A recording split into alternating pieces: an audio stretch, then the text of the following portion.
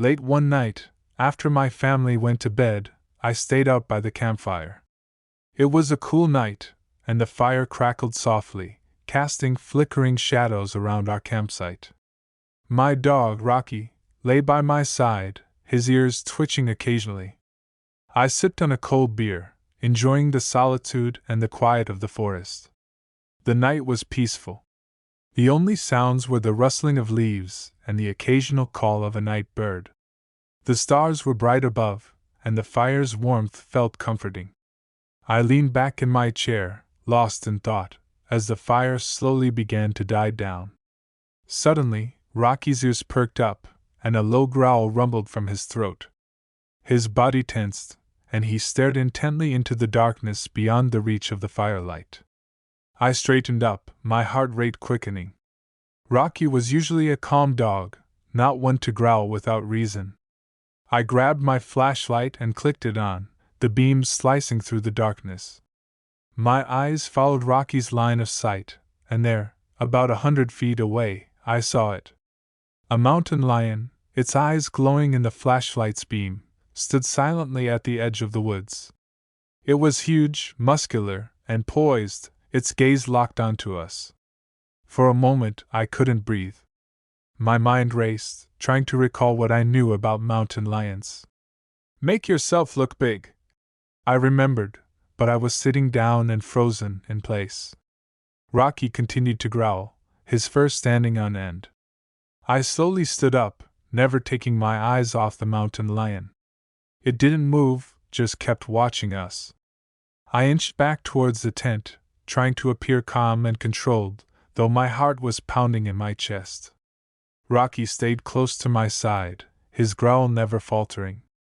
I carefully backed into the tent, pulling Rocky in with me. I zipped the flap quickly but quietly, the thin nylon feeling like little protection against the predator outside. I lay down next to my wife, who was still fast asleep, and pulled Rocky close. My mind was racing, but I knew there wasn't much else I could do.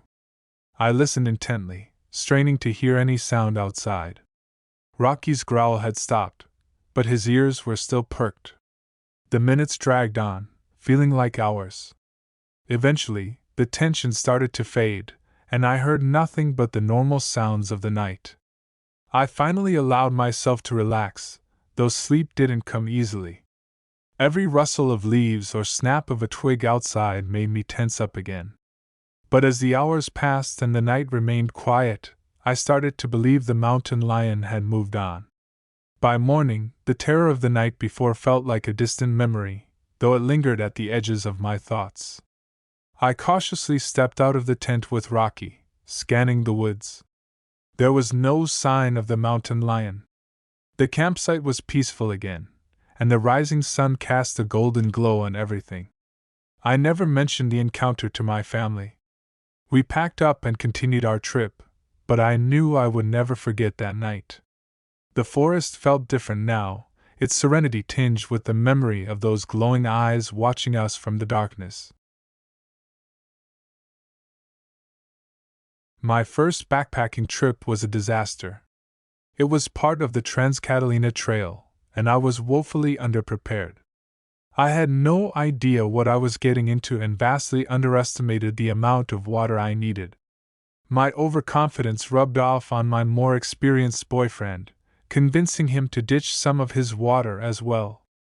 The heat was brutal that day, and we were quickly feeling the effects of dehydration. We took a wrong turn because I misread a sign, adding 2 miles to our hike. Each step felt heavier, the sun beating down on us relentlessly. I drank some of my boyfriend's water, thinking he had it all under control.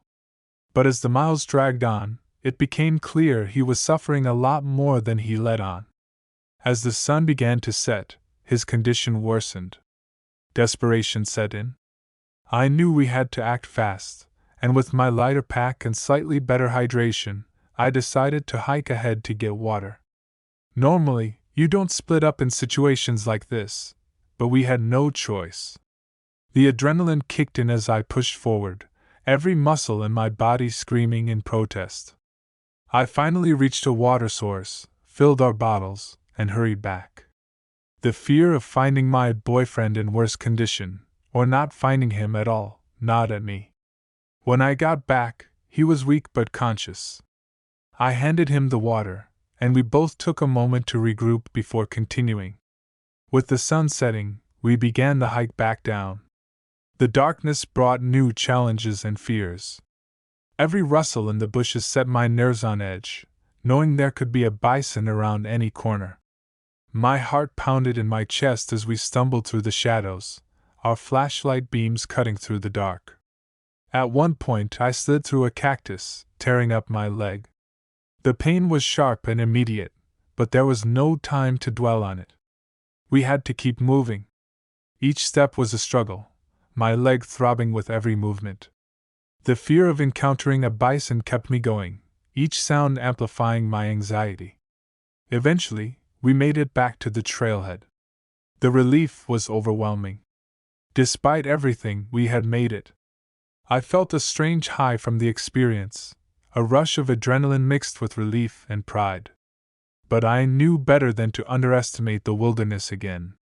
That trip taught me the importance of preparation. I learned to never skimp on water, always carry a GPS map, and condition my body before any major hike. It was a hard lesson, but one that stuck with me. I'm headed back to Catalina this year, better prepared and more cautious. The memory of that first trip still lingers, a reminder of the fine line between adventure and disaster. But I'm determined to not make the same mistakes again. Here's hoping this trip goes smoothly. My wife and I went camping with some friends when we were younger. We set up our tents, got a fire going, and settled in for a fun weekend. The first night, things took a strange turn. There was a guy driving through the campsites, clearly drunk, swerving wildly. He nearly crashed into a tree right next to our site. We confronted him, and though he apologized, it was obvious he was out of his mind, probably on meth as well as drunk. His eyes were glassy, and his movements were erratic. We tried to shake off the encounter, but it left us all on edge. The next day was better. We hiked, swam in the lake, and enjoyed the outdoors. As night fell, we gathered around the fire again, telling stories and laughing. The unsettling memory of the previous night started to fade. Around 11 p.m., we heard rustling in the bushes. At first, we thought it was an animal, but then the sound grew louder, more deliberate. Our laughter died down, replaced by a tense silence. We strained our ears, trying to figure out what was making the noise. Suddenly, the guy from the night before emerged from the bushes, hacking his way through with a machete. His eyes were wild, and his movements were jerky and uncoordinated. He was clearly still high, possibly even more so than the previous night. He didn't seem to notice us at all as he stumbled through our campsite, muttering to himself and swinging the machete aimlessly. We were frozen in place, barely breathing, afraid to draw his attention. The fire cast eerie shadows on his face, making him look even more deranged. He continued on, disappearing into the bushes on the other side of the campsite. We were left sitting there, stunned and shaken.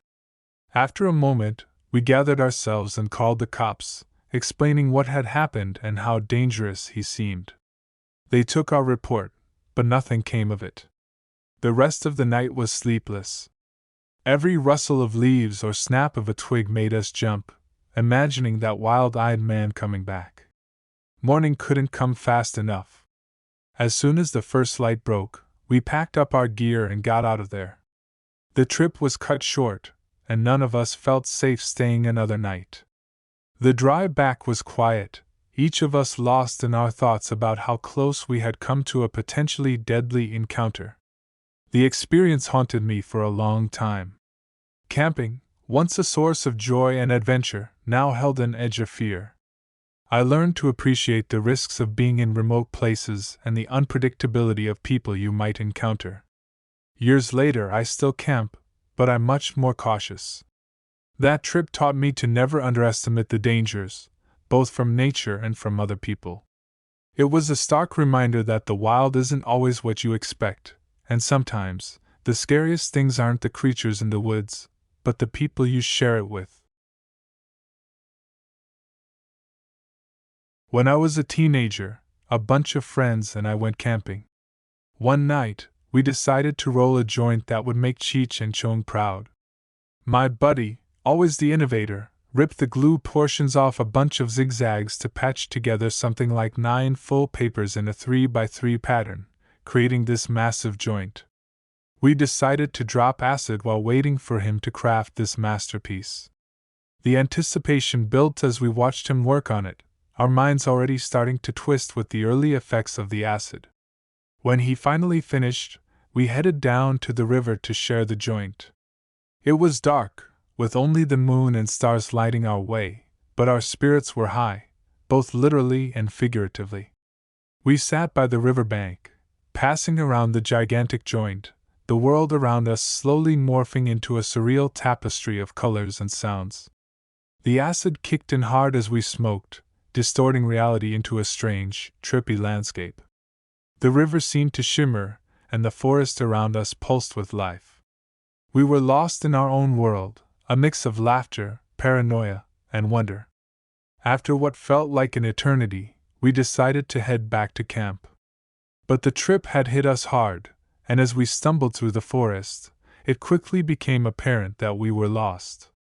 The small flashlight we had seemed like a pathetic tool against the vast darkness surrounding us. The trees loomed tall and menacing, their branches twisting into grotesque shapes under the influence of the acid. Every sound seemed amplified and sinister. The howling of wolves in the distance sent chills down our spines, adding a layer of real fear to our drug-induced paranoia. We wandered aimlessly, our sense of direction completely gone, stumbling over roots and through underbrush. Hours passed in a blur of fear and confusion. We were utterly lost, and every minute felt like an eternity. Finally, as the first light of dawn began to break, we stumbled back into our campsite.